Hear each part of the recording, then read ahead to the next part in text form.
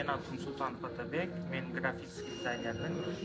Креатив академиясында оқып, азыр көчүрдө иштеп жатамын.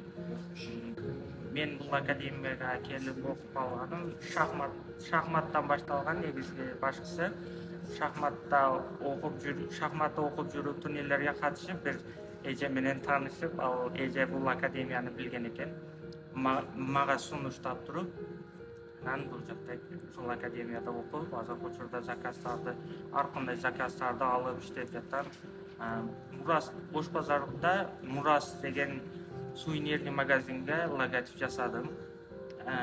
Тааныш болчу, ушул эжеге жасап бердим.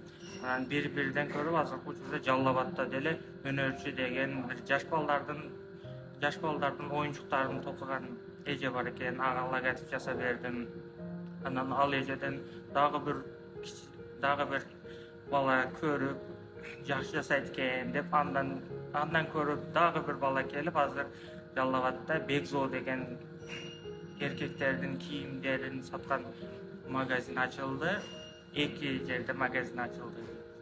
Мен сүрөт тартууга кызыгып, бул аябай өзүмдүн жан дүйнөмө жакты бул графический дизайнерлик. Ошондуктан жасап жатам.